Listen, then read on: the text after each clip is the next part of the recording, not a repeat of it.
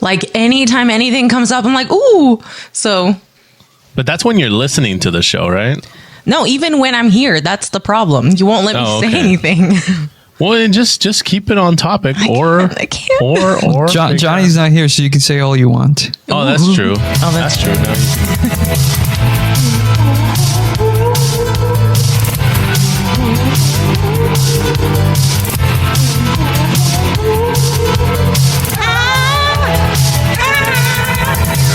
Where have all the good shows gone, and where are the best parts? Where's the smart ass jerk who leads to calm and stir pot?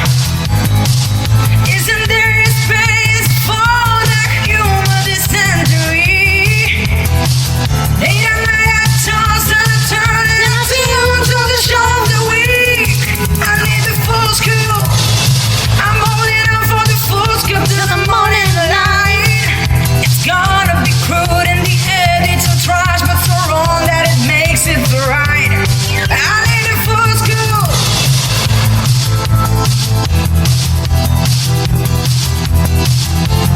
Little Red Riding Hood, I'd like to help you if I could, but you might think I'm a big bad wolf, so I won't. Ow! Ow! Oh, that reminds me of, is it the Eels, Fresh Blood? Yeah. Oh. I mean, before you said Ow! it, I was trying to like lead you to that. I love that song. Like, I have yet to like let go and do the howl, but I feel it in me. What was that called? I'm gonna look that up. The Eels, Fresh Blood. The Eels Fresh Blood. It's so good. It is one of those where, like, when he hits the howl, you just need to, like, it'll be in your soul.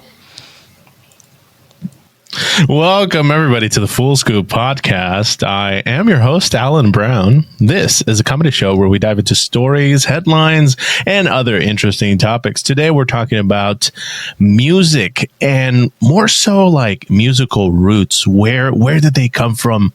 What inspired you? We'll get into it. But here to help me cook up the show are my co-hosts. I'm Jessy. And Winston Smith. You know, Alan, I'm glad you brought up music because the other day... Well, it was planned. Oh, well, great. It's going well. It's going very well. I'm glad. The other day, Mrs. Smith and I, we were washing the dishes and just out of nowhere, she says, "Hey, babe, do you have any songs that like really move you to tears that will just like get you to cry?" And I'm like, yeah.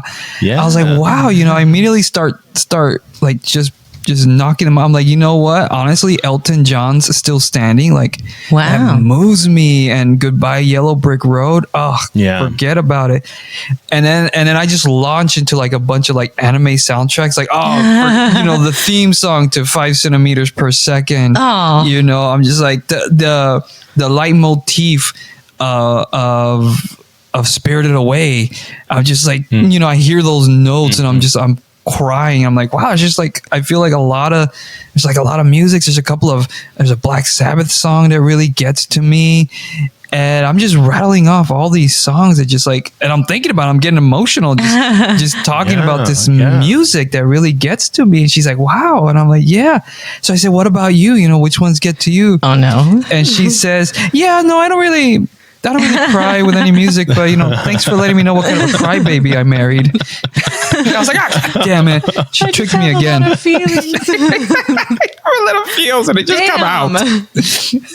She just needed ammo, you know, just for future reference. Like, next time he's getting smug, I'm gonna play, you know, something. But I actually did mention one that also recently got me, that has never gotten to me before. Ooh. But over Halloween we watched Casper, and it's like it's kind of a rotation for us. Yeah, well, yeah, it's a cute little family movie, and for some reason, every time they played his leitmotif, like Casper's theme would pop out, I'm just like, I'm getting misty-eyed, so that by the end of the movie, the last time I'm bawling, I'm crying just at the music. Like, it doesn't even matter what's happening in the story.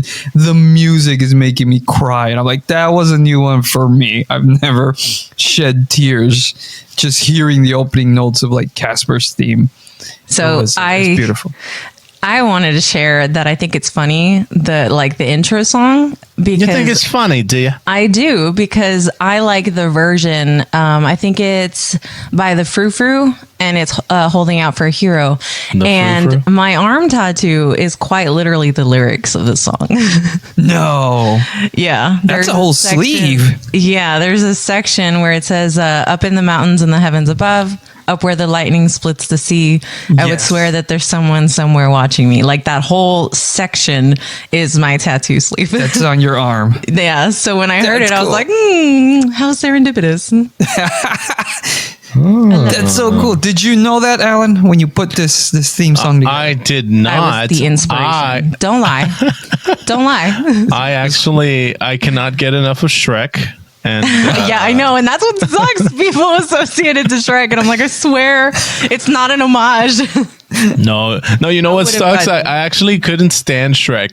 I don't know. I haven't seen it lately, but I couldn't stand it when it was. It had just come out 2 to 3 years after. Like, it was just. It's such a big series of movies, because I think there's like 5. Yeah, there's And a lot. I just cannot stand Shrek. It's just Pixar all the way, you know? Yeah. So I get that. it's just the opposite. It's Crips versus Blood. You can't. So You know, I feel you. Like, I was not a Shrek fan. Mrs. Smith came into the relationship with the Shrek Blu-rays, like the collection. That's her contribution. yeah. And we've been over the past month or so, we've been rewatching it. Now I'm like, all right, they're pretty funny. yeah. 20 years removed from the cultural phenomenon. Right. I like it, but like you, when it was in the middle of it, like, I can't really. Yeah, this is the fall of society. This is ruining our children's minds. There's Yeah, nowhere I to couldn't. go from here. It's Mike Myers doing another Scottish accent. Yeah. You know, What a- So I Married an Axe Murderer, Saturday Night Live, Austin Shrek. Powers, Shrek, Scottish accent after Scottish accent. What is this Different lowbrow humor? But it's pretty funny. I think part 2 is actually better than part 1. Interesting. I do. Oh. Oh, yeah, it is. I think that's where the Frou actually comes. I mean, the Holding Out for Yes. a Hero first debuts is in the second one. That But is. I remember that when the is first one came correct. out. Yeah. That was the first. That was the first time I heard it. And They it look like a changed my frou-frou. life. Oh, wait, really?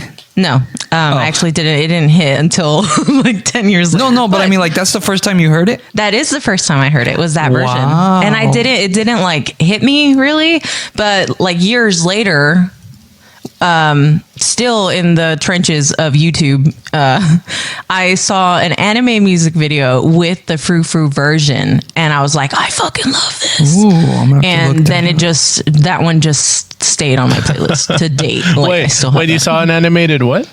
An AMV is an animated music video. Like, that was like a big thing. Thank you for explaining it to the audience who are. Oh, dumb. AMV, you guys, in the trenches of YouTube at the very beginning of the internet, people would make their own collages of their favorite scenes. was glorious. To It was Yeah, music. they don't time. know, so It was amazing. It was an amazing time. Before the corporate overlords started coming in, trying to squash that creativity. Fair use. Fair use. 2007.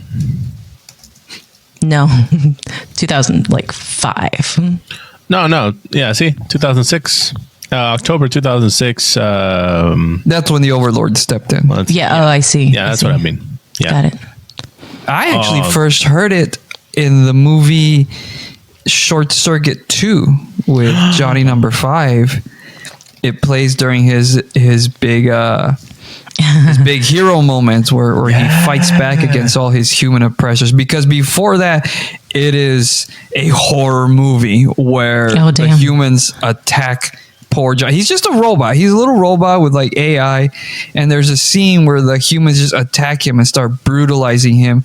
And it's horrific. Like, it's every bit as scary as any, and any assault I've ever seen on a live action actor. And it traumatized me as a child. Like, it was as horrifying as watching Artax sink into the swamp of sadness in the Neverending Story.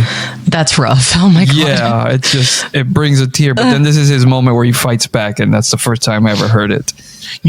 That's actually probably what primed me to like Holding Out for a Hero in Shrek 2. I had already seen Short Circuit 2 as a little tyke sitting in front of the TV. And I didn't there was so many songs actually growing up in movies that I had heard of before that I think I was primed, but I just couldn't remember. It's not until I got a little bit older that I realized that I had heard those songs, that I had been exposed to that music, classics, through Winston and through your dad, Winston. Oh, it was always playing. It was playing what I'm going to call oldies. They were, yes. It was the classics, but the oldies. And so I think I had more musical exposure than many of my other counterparts in school. I would agree with that. I mean, even to this day, like, I really grew up on a lot of Motown. Yeah. You know, that's the 60s, you know, whereas people my age, they mostly grew up on 80s music, you know, which I also love, but right. most of my childhood was Motown or The Doors, you know, that kind of 50s rock as well. You know, I knew the Hollies long before I knew Guns N' Roses or something like that. And yeah, my dad really exposed me to a lot of that music that was way before my generation. And I love it. Like I'll still listen to the Monkees, or, you know, bust out, you know, Richie Valens and La Bobby Bamba, Darin. stuff like that. And I think I heard some of the oldies like by proxy from your dad. Yeah. Because he influenced a lot of my mom's like American music taste. So I heard My Eyes Adore You, the Bee Gees, the Mamas and the Papas, like all of that from my mom. And I loved it so much that I would insist on having, it was a cassette tape at the time. Yes. That I loved, and it had a few of those. And then when we moved to CDs, that too, like I would ask for the CD with like some of those. So like just by proxy, I also heard a lot of that older music from your dad. Yeah, once we started burning CDs, one of the first things I did was like, let me transfer those old tapes that were probably recorded off of the radio to like some clear versions of what the actual music should sound like without the DJ interrupting at the beginning or the end. Well, right, you're listening to the golden oldies or whatever. And you would learn it as part of the song. I know it feels wrong without it. Like to this day, like Harry Belafonte's the Banana Boat song from Beetlejuice, I still want to hear the dialogue when I'm listening to that song. I still want to hear like, Otho, are you doing this? Stuff like that. And that happens to me because of the anime like time. Like I have a lot of anime that I'm like, this is where she would say whatever. You hear the dialogue of the characters. You're hearing them. You know what's happening. Yeah, it was so. You glossed over that so quickly. The anime time. The trenches of the YouTube time. Okay. Of the trenches. The trenches. Okay, I thought it was rough out there. It was trench warfare. It was a trench warfare. You couldn't find the anime in like any continuous pieces in the same language subtitled correctly. Oh my God. I had to watch The History of Trunks in chunks, because I had to find clips and put them together in the real player and put them in the correct order, or in QuickTime and place them in the correct order. And sometimes you didn't get all the clips. Yeah. You know, scenes were missing. You had to piece it together in your head. Like, okay, I think this is what happened in between these two moments. The trenches. There was always stuff. Kazaa. You'd have to different pieces of the video on that. Well, look what I pulled out of the attic a here. CDR American One. Is that it? Yeah, I'm quite sure this is Winston's dad's, but I don't know, Winston, if you made this. No, that's not my handwriting. Okay, that's not. I'm sure we got it from. No, it's not. So I'm sure we got it from him. Yeah, and there's American 1 and American 2 somewhere. Mm-hmm. And this is full of those oldies. And now this CD is actually an MP3 CD. So you know how CDs used to only fit up to like 16 tracks max, depending on the length, or 80 minutes. But if you made a data CD, you could get as much as 700 megabytes, folks. Ooh. And so there's like 150 songs on this thing. Wow. Did y'all know that they've added a Discman to a museum of like older technology already? Right next to the gramophone. They're like, these old people. Our ancestors used to. Yeah. These kids don't understand. So what do you mean only 16 songs? I can download every song I've ever known nowadays. It's not a lot. You haven't been alive that long. I've got 4,000 songs on my phone alone. Yeah.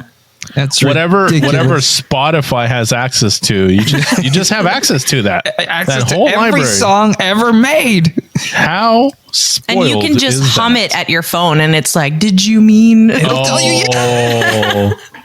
I've done that. You used to have to hold on to the earworm for like a week until you met the person that showed it to you. Oh yeah, that was. Do you remember? You're at school and you're like, "Did you show me that song that goes?" Oh my like god, this? Alan! I've done that to you. I've done that to you. Where I'm like, "Do you remember the music video about the lights and the little monsters?" But in our case, Arcade Fire. You know that it was me.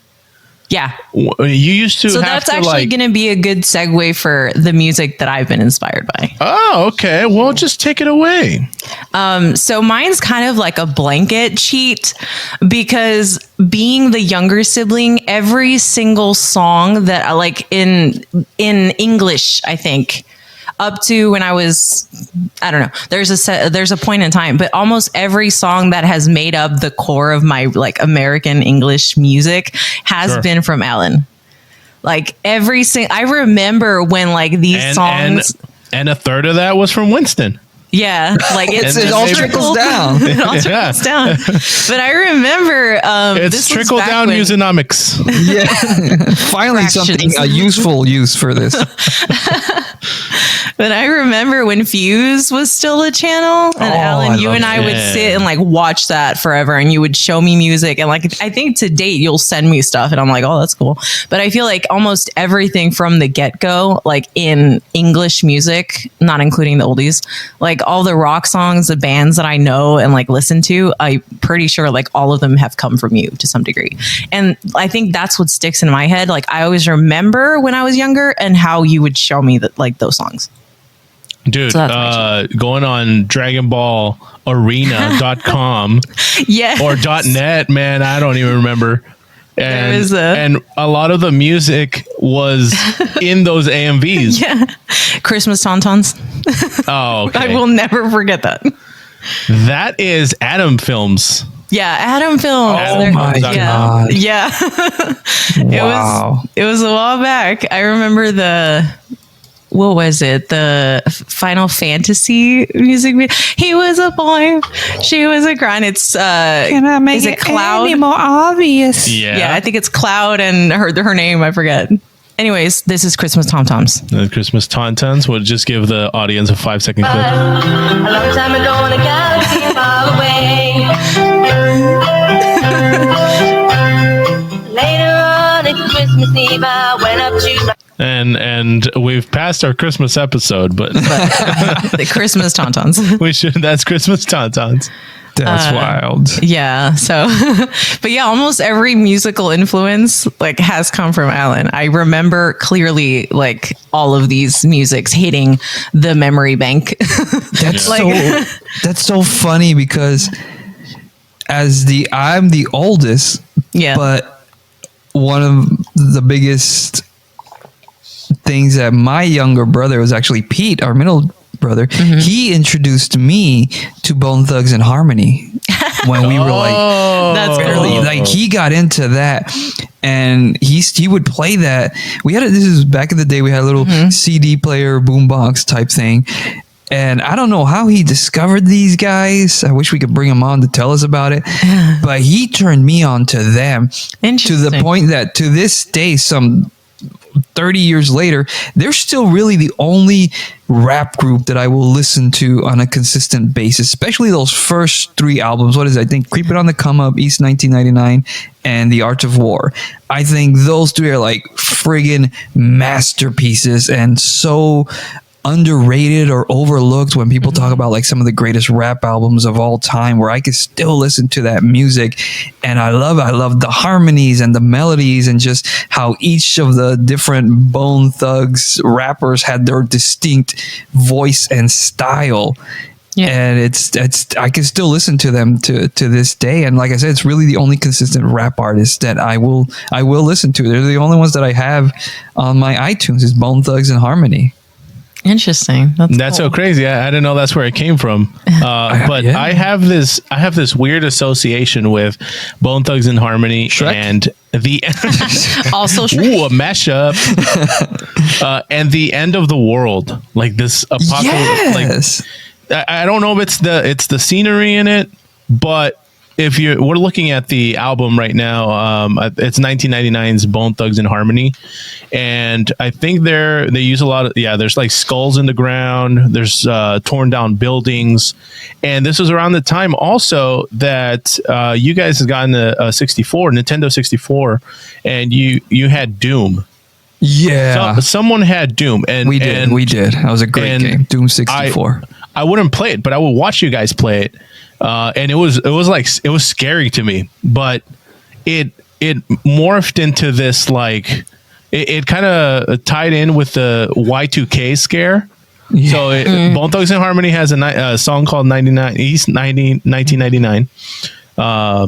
And we're getting close to the Y2K scare, and it's really 1999. Yeah, and we have a video game with like a sort of hell realm.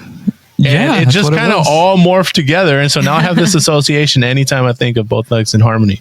And you're correct. Like, they really used a lot of like apocalyptic imagery in their albums, especially this one, and even in The Art of War. I mean, their music videos also used a lot of that end of the world type symbolism, and I think it actually plays very nicely into their follow-up album, which is called Resurrection. And I mean, that's kind of the cycle of life, right? Death and rebirth. So I thought they did great with whatever theme they were going for there.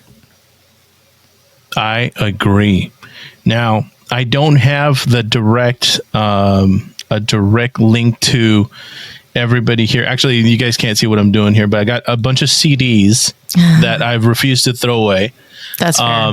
But I'll just mention off the bat. So I can directly attribute Winston for introduction to Black Sabbath, even if it's unintentional, because you had CDs and CD cases and stuff. And I know between you, Pete, and Johnny, we would just have collections of CDs, that we just the album borrow and stuff. So yeah, I remember Black Sabbath, and I was like, I don't know if there's got to be a scene somewhere like in Limitless where he takes the pill and just his eyes like go to focus. That was like Black Sabbath, and I was like, I think Paranoid maybe was the first one. Nice. But I also have a CD which I don't know if it's yours or if it's Johnny Kelso's. R. Kelly. Oh, that might be Kelso or that's ours. Pete's. Yeah, Space Jam was ours. There you go. It's your guys'. Well, now. No, it was ours. We got it at Toys R Us. Are you sure? Because we got it somewhere. This is the one we got at Toys R Us. No, we got the Space Jam one somewhere. I remember us getting it. I just don't remember. Like, it was an event somewhere. Well, where they were giving, I'm like, older, so I'm gonna have to break your entire reality here. Yeah, I'm gonna break your entire reality here. This came from them, and I want to say at some point Johnny had it as a hand me down, and he handed me that. So that's what happened there. And then I know this came from Pete, even though I don't know if this is his originally. Yeah, that's his. So this is Iced Earth, and I have that musical reference from him, and that was another eye opener. I immediately went on LimeWire and just borrowed. They're gone. I deleted all that stuff, of course. But I listened to all of Iced Earth. You didn't have YouTube or Spotify back then, kids, so You couldn't just go stream whatever you wanted. You wanted one song, you had to wait maybe 2 hours. And hope that they circled. Hope it was, yeah. You know what? Hope that it was the right one. And then this cool one here. Oh, that's cool. Godsmack, yeah. Someone spent some time on this. I do attribute And I want to say Godsmack that to Johnny was for some Johnny reason. Kelso. Yeah. Godsmack is Kelso in my head for some reason. It's that guy. It's that guy. Yeah.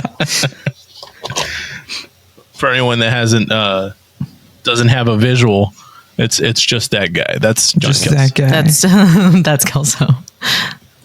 And then Jess, I can't leave you out. So I actually, from time to time, I just have this like earworm in my head, and no. I forget what it's called every time. The presets. Oh Yeah. man. And The we have presets. to- Like that. And it's and of course, this is going to be too loud, but yeah, it has like a choral buildup. a little bit further. What do you on the telephone? Do you know what this song's about? Yeah, of course. That's why I do not disassociate explain. from a little bit. It's about abuse. I want to say like child sexual abuse because he talks about my how you've grown. I think I'll call you on the telephone and tell you all the things that I've been missing. There's a section where Someone he says like explained it like it was Yeah. the friend of the family or of something. the family, because he says like we're at your daddy's home but Yeah. he's not listening. You make me crazy when you talk like that. Like it's basically like the nose. Yeah. So it's The that's what it's opposite about. of don't stand so close yeah. by the police. But it's so good. And actually Salinas is the one who showed me this one. Oh, there you go. We were sitting outside on the curb. Salinas. That's exactly why I call her that. She never came for on the show, listeners- but that's listeners- our original cast member. Yeah, Yeah. our ghost cast member. But Ghost cast member. I remember this one. We were sitting on the sidewalk outside of our restaurant job. We had gotten out and we were waiting for a ride. And we were sitting on the curb with our red polos, our little aprons, and she had her phone on. And she showed me this one. Wow. Ooh, But what is it? There's What? one that you're having a phone conversation by yourself. Sorry. Lordy, Last Kiss Goodbye. That Lord. I love that one. No, Lordi. Sorry, Lordy. you never showed it to me. How would Oh I? my lordy lord. Last Kiss Goodbye. It's fucking amazing. This one came from an AMV in the trenches. I've never seen. Oh, these guys. Yeah. Since you're new to HVAC, Are they This one is they're so like good. Gore? Huh? Are they a little like gore? Yeah, a little bit. This Wow, one, yeah. turn it up. Blast that. It's time to get heavy. And we can actually listen to the whole thing if we comment on it. Yeah. Fair use. This one's about murder. You don't say. Down to sleep. You're so lovely. Sorry. Little hands so white and pale. Blue under your nails. I want to show you. Sleeping beauty. I will do the whole song a cappella, you guys. That's awesome. Man, good. that's wild. I say saw that. this one with an vampire AMV. AMV, Yeah. and it like fits so well because Probably he kills them and Vampire buries them. Hunter D, which I No, also it's not got- Vampire Hunter D. I know like, a I would- Vampire I Hunter would D, and know, it's not. yeah. I would know it's not. I think it's called Chimera. What? Oh, or Claymore. No. No, it's Chimera with a K. I can Yeah. almost guarantee. Chimera. But you're saying AMV, Yeah, so Claymore's way it's like too new. fan made. I have it. I have. What do you Yeah. mean? Have? So, no. Put Last Kiss Goodbye Chimera. Kimera. This is an iceberg, you guys. This is Is it? We're Yes. talking about music. Okay. Well, Regardless, explain yourself. so there was a time at the beginning of YouTube where if we wanted music, someone came up with an YouTube to MP3 converter, so you could put the link from your YouTube video and it would record like the music for you, and that's how I have the thousands of songs in my iPod. But you did have to go in there and like put your albums, title it. It was like a whole thing. But yeah. So I on that note, you could also download the actual video. And the first tablet that I ever got was this like really old, very slow, like little tablet that you could put books on and pictures and music videos and stuff. Yeah, it was the G2. And I put that on there. Brand on that. It was just G2. It was like and I was it's so like excited. Generic Asian tablet. Yeah, and it's like super thick. It was like a really thick tablet, but I have those music videos on there. So I still have the original Chimera. Oh, you still have that tablet? I do. I love that tablet. I refuse to let it go. It turns on? Yeah, it turns on. That, you know what? I was knocking it by calling it generic Asian tablet, but there's Asian no tablet. battery in any of the other tablets that last that long. So Who knows? It also came with an SD card slot, so I was able to move everything onto that little card. So it's not physically it's not saved in the device. I thought you could get your plan was to get the whole of the internet in there. I was gonna try, but card full at a time. Yeah, I was gonna try, but I got distracted. I wasn't gonna MP3 everything.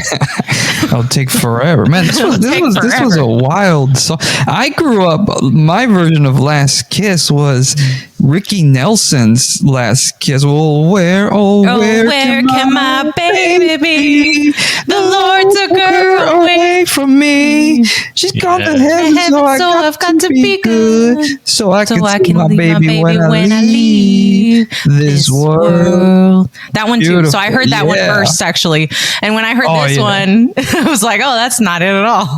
Yeah. And then Pearl Jam covered it, and damn, freaking Eddie Vedder kills it. Like, it's beautiful, their version of it.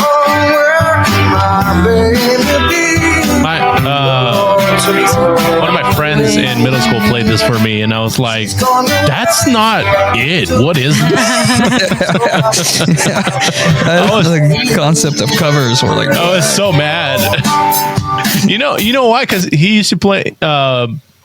He had a guitar, but he switched to drums. Found out he was very good at drums, and just took off with that. And then I had another friend with a bass, and I didn't play guitar, but I got a guitar, and we were trying to start a band. And so they're like, "Let's do Last Kiss." And I thought of now who did you say Ricky Nelson. that? Ricky Nelson. I had, because of the days of LimeWire and Kazaa, I had Last Kiss by The Four Seasons. Oh, yeah. Oh. And is that incorrect? The Four Seasons. Because that's what it said on the MP3, and I just went with it. Yeah, it was The Four Seasons that I heard too. I remember. But that. we don't know that, though. We just know that the MP3 said that. So I have a we could be playlist. wrong. It could have been the Ricky Nelson decades. version, and you wouldn't know. Yeah. Okay, let's rock some worlds here. This is probably, you know it, Jess. Yes. That's the one.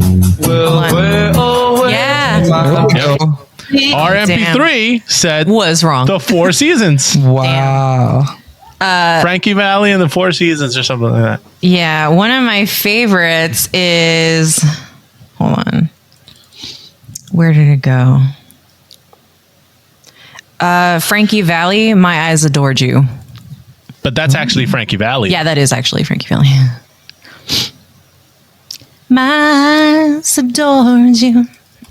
Like a million miles away from me, you couldn't see how I adored you. Yeah, that one's for real. That one's for real. He was so all good. about the eyes, you know. Can't take my eyes off of you. Yeah. Sherry. I don't know that one. Cherry baby. Yeah, I've been on a kick lately. It started with I Think I Love You by the Partridge Family. Oh, I think I love love you. you. So what am I so afraid of? I'm afraid that I'm not sure. That one there reminds is no me of your dad. Yes. Yeah. Too. Yeah. He was all about the Partridge Family also, yeah. Yeah. Has any one of us had any like external, not from the family influences? Yeah. I mean, honestly, Wait. mine, I would have to say was I discovered Ozzy Osbourne and Black Sabbath through VH1's Behind the Music. I still remember I was home sick from school on a rare day that I didn't go to school, and VH1 was doing a marathon. And they had, I watched like the Vanilla Ice one, the MC Hammer, Milli Vanilli, and like I knew all them because that was like all 80s stuff. So I knew those stories, and one of them was Ozzy Osbourne, and I'd never listened to his music. And I'm watching it, and for the others, I was just watching the stories. Like I just wanted to see like what happened and seeing the interviews. But I found myself with the Ozzy Osbourne one, really listening to the music they were playing. They were playing his stuff, and at one point, I'm just like, I'm freaking like loving this, and I'm like, I gotta see what this guy is all about. Yeah. And I remember at the time we still had Music Land and Sam Goody and all those stores at the mall, and I found like a bunch of his albums, and I just started buying up Ozzy albums, and I'm like, this is fantastic. And then I worked my way backwards. I'm like, okay, if I liked Ozzy, I'm gonna like Black Sabbath. So I started going into Black Sabbath, and I was like, oh, that's like that one day, that one episode of Behind the Music just totally changed my musical taste. Yeah, like from that point on, I was all about like hard rock. I started getting more into Metallica and Guns N' Roses and Godsmack and all these upcoming bands, and I was like, this is like my genre. That's cool. All right, Alan, outside musical influence. Most recently, actually, last year, they had a showing at the movie theater of Ghosts live on stage. I don't know what it was called, but Ghost. The band is Ghost. Mm-hmm. Okay. And I had not heard of Ghosts. Or I should say I had heard the name of Ghost, and I had seen the face paint, and I thought that looks cool, but I didn't really give them the time. But now my friend was buying tickets, and he invited a group of us to go watch this, and he was stoked, man. Like he was like 90s stoked. And I was like, damn, okay, then I there must be something to this. So I started listening to their tracks on Spotify, and you know what? I liked them, and I was like, okay, I'll try to see if I can learn a few songs, because when you go to a concert, even a concert like this, it's digital, but when you go to a concert and you know a song and then the song comes up, you're like, yes, that's from the album. Yes, I know that one. I know that sing one. along to it. Yeah. Well, the performance was, phenomenal. It was great. It was great. And they have some visuals in there too. They cut to different stuff. There's a storyline in the movie too. And I'm going to call it a movie. It's a film, a live performance film, but they cut to backstage, and they cut to a storyline. And my friend had to explain. He's like, we got to get you up to speed real quick, but you're not going to get everything. The lore. There's lore. There's lore for this band. This is the third iteration of the singer. And, I was like, that might be too much for me to keep up with, but I'm enjoying these songs. And dude, I came out of that film, that presentation, like energized, man. Yeah. And so if anybody has not heard Ghost, they portend. Ooh, look up that word. I don't know. To be a satanic band. Oh. But my friend says that's just the medium that they use to convey the different storylines. It's kind of a parody So in reality, he's like, they don't really mean it. They're just they're irreverent about all this stuff. They kind of use the imagery of the Catholic Church, or I guess in satanic culture, you also kind of borrow from that. And he says it's sort of a parody of all that, because he dresses up like a bishop, like an occult bishop, and he has a whole ceremony. The stage at one point looks like the inside of a cathedral, but it's really, really beautiful film with nice visuals, and he is a performer. Damn. So I just was not expecting what I saw that night. And I want to interject a little bit, because I think a lot of the listeners... And just shout out to Jerry, who's the friend that showed me. Shout out to Jerry. Sorry, Jerry. Thank you. Jerry, baby. Jerry. Thanks, Jerry. Okay. For listeners that live on TikTok or Instagram, you might know this band from Mariana Cross. There was a clip that was going around, but from what we've learned from Alan, definitely check out the rest of the band. They will have a lot of really cool stuff for you to look at. Yes, and listen to. do. And now a little clip from Mariana Cross. Ooh,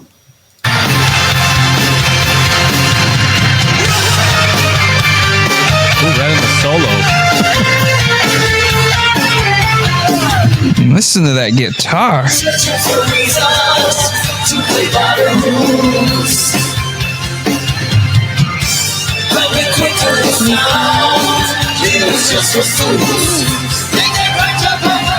See, we can fade that out, because I can't fade it out here. So Jess, outside influences for you. Oh shit. I was not prepared. you asked the question. I know. I feel like I hope we just move on after you give your answers. I'm not sure if I've had any external influences. A lot of the music that I've learned has been like, it's been research based, like the anime stuff, or it's been things I happen upon. The most recent one that I really love is by LP, and it's Lost on You. And it is. How would you know? You haven't even told me what it is. Oh,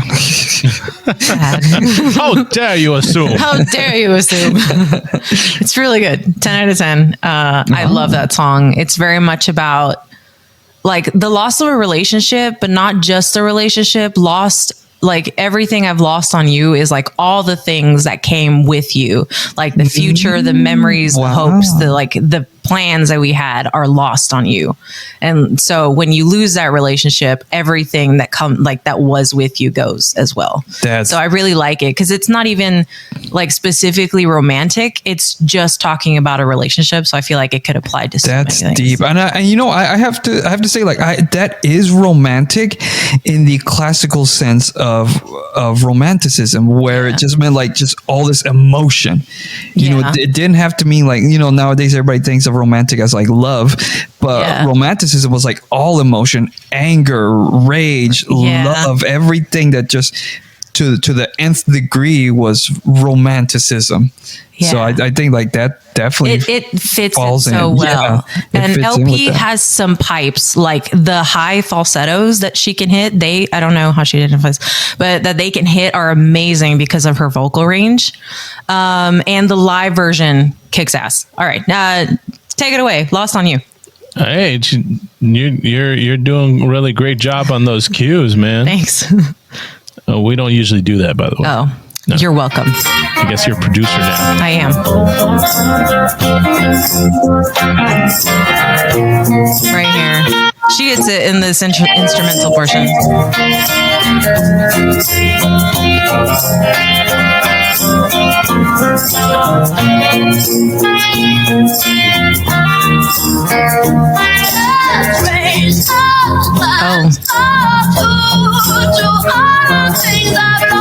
It might have been at the beginning of that instrument. Anyway. Yeah, there's a whistle note. It's really good. Well, it's not a whistle. She's actually whistling.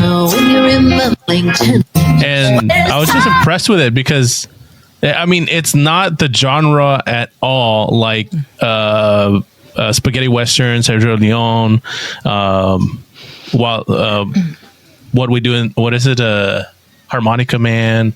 But that whistle is so high and so accurate. It reminded me of that.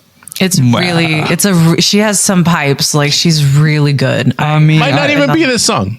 I would have loved to have heard a duet with her and like Janis Joplin or something like that. Like, that would have been phenomenal. You mentioned relationship, Jess, and Mrs. Smith really turned me on to the soundtrack of Save the Last Dance.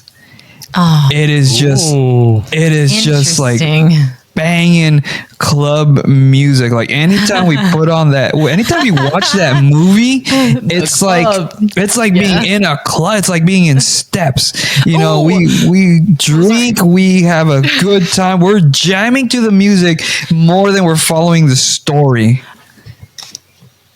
I have a big ass like moment of my world changed. I just hit it. There is a British version of the show, but I saw the American version because I'm deep in the Yowie lord. I don't want to talk about it. But Queer as Folk, the American version, is pure like 90s club techno music, but like gay as fuck. It is so good. The entire soundtrack, it's so good because it revolves around them meeting at this bar, like club where they all meet and like socialize, and a lot of their romantic partners come from. And the entire soundtrack of this show is so good. It is like pure 90s. The American version. The American version. It is so phenomenal. I will never forgive them for the ending, but you know what? The ride was amazing. After that it was a jam session. It was a Game of Thrones situation. Oh no. But the soundtrack of that show, it is pure, like amazing. It was so good. Nice. Queer as Folk. I actually tweeted something of one of these guys and he responded back. So I will like forever never let it go. That's awesome. Well, what did he say? He said hello. It is not for children. It is very explicit, but the storylines are great. It really like brought the queer culture like to the forefront and like put it out on TV. And like this wasn't not to this degree, like it wasn't being done to this degree at the time. So they really just like didn't shy away from like these guys are these relationships are queer. Like they're gonna show the sex scenes, they show the romance part, the relationship aspect of being in a relationship in a queer relationship. Sex in the City, but rated queer. R and queer. Yes. Sex in the City was rated R. It was on HBO. No, this show's like it's out there. You haven't seen Sex in the City then, have you? I have. No. Trust me. Really? I explicitly remember Sex in the City. They were showing sex. This was definitely not as much though. No, this was definitely out there. I think just honestly, just the fact that it's queer, you know, especially in this culture, takes it up another level. It can be the exact same type of storylines and character interactions and all that, but just the fact that it's queer really takes it to a different level, I think. It was such a good show, and the soundtrack is what got me. Like it is just it was so good. This show changed like I'm gonna have my to look life up, a little bit. I'm gonna have to look up these soundtracks. I think Mrs. Smith, you know, was all about the club culture, so she might recognize some of these songs. So I'm gonna have to look it up and see if she knows any of this. And as long as we're talking about like soundtracks to a show, honestly, for me, Buffy the Vampire Slayer. Oh yeah, like their main hangout was the Bronze, which was this industrial warehouse looking club. And they had live music most of the time. And the biggest stars that the show ever brought on were like Fatboy Slim and Michelle Branch. So every other rock act or musical act that came on the show was lesser known. So it got me into the music of like Chibo Mato and Four Star Mary and Far. And it was just like this fantastic late 90s, early 2000s independent rock scene. And it's fantastic. Like I still listen to it. Like I tracked down like a lot of these bands and their albums just because of like one or two songs that I would hear on the show. And like that musically, that was also a big game changer for me. Just the Buffy the Vampire Slayer soundtrack. Like, there's still like so many great bands that were on this show that aren't as huge as people, as people would think. Yeah. I didn't watch this show enough to know about the Bronze Hangout, but it looks like they killed all the vampires from Blade and took over the club. Is that? and I'll be honest, like this isn't even like the good Bronze. Like this is like late in season 5 where like they remodeled it, made it a little brighter. But like seasons 1 through 3, the Bronze is like awesome. It's dark, it's dank, it's grimy.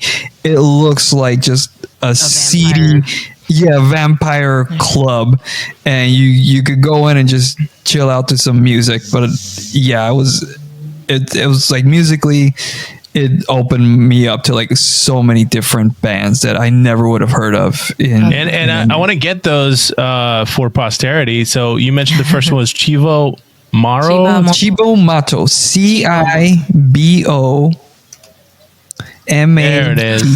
Chibo Mato. And that music video there, Sugar Water, the director of that, Michel Gondry, is the guy who went on to direct Eternal Sunshine of the Spotless Mind. I know Michel Gondry by name. And the music video is a palindrome. That's cool. Halfway through it starts playing in reverse.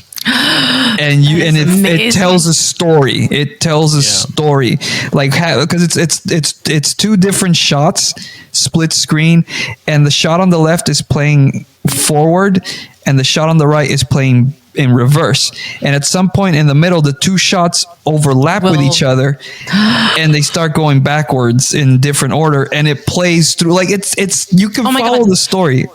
That is so cool. That is such an amazing concept. Yeah, I haven't seen anybody else do something like this. That is like you can see on the left, she's showering, the water's coming down, but on the right, all the sugar is going up because she's in reverse. Wow. That's cool. Alan? I've linked that in the show notes. Chibo Mato, 4-Star Mary, they're also phenomenal. Nerf Herder, they're the ones who actually did the opening song to Buffy the Vampire Slayer. Alan. And then you mentioned Far. F-A-R. Far, and can you? They did a cover of Genuine's Pony. Oh my god! And it's a banger. Like they turned that song into a freaking rock song. Hit the far version just so you hear. Hit the pony. Get us on that pony. So good.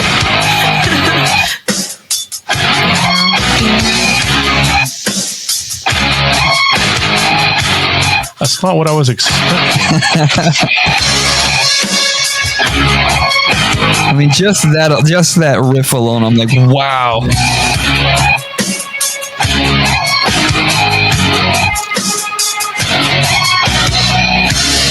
I'm just a bachelor looking for a partner. I'm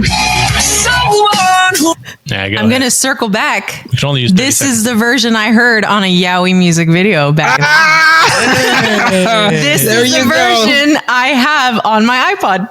Boom. Far. There you go.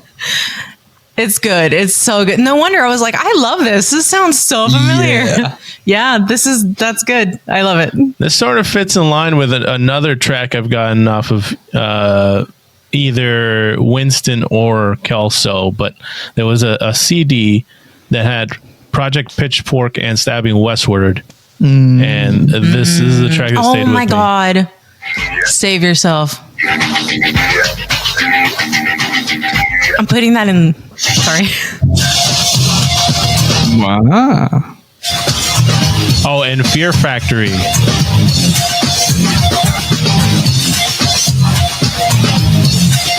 It could have even been Pete. It could have been Pete. Yeah, they were really into a lot of that stuff.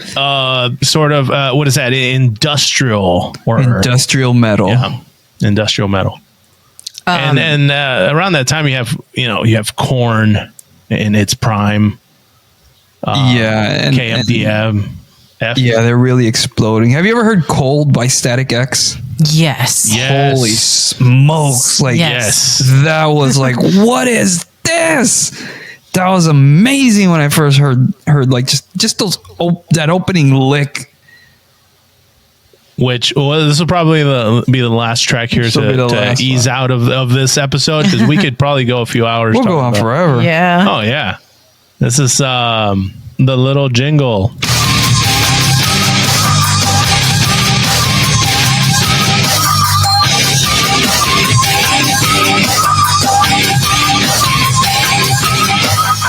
Like, if that doesn't get you up, I don't know what will. And here again, the background of the album has binary code, zeros and ones, and this is exactly the type of music that would fit into that post-apocalyptic Y2K scare situation. And we've talked about the Y2K scare before, so I won't go into it now, but it feels like it is influenced by that changing time and what's going on in society at the time.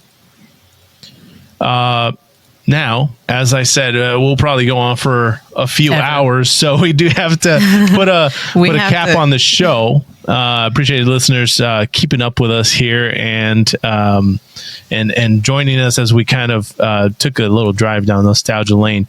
I don't know if we've learned anything today, but Winston, I think you could help me out. You usually take notes on this. Yeah, do you know what? Today was definitely, like you said, just a stroll down memory lane, sharing some of the musical influences that we've that have influenced us over the years. And I think this was a great episode. You know, I learned a lot about you guys and just the little influences that, you know, my family had on you guys. And I think music just brings people together, and I think that's something beautiful. And yes, Jess, that we need to focus more on. Yeah, I guess this is a good episode to encapsulate how we're all just made of songs and music of the people we love, and sometimes also the people we hate. We are just a collection of sound and music. Should we make a counterpart episode down the line? beautiful Songs that remind us of people we hate. We're just made of songs and memories that are attached to that. And if you want to learn even more, you can find all the links in the show notes. Remember, you can support us with a review on your favorite podcast app, and find us on Facebook to let us know what you'd like to hear in future episodes. Let us know your musical influences. You've just received the full scoop.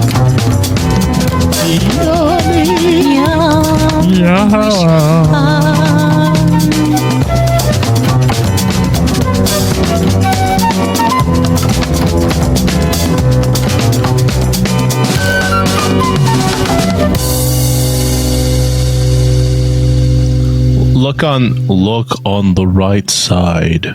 There is nothing on the right side. But it's integral.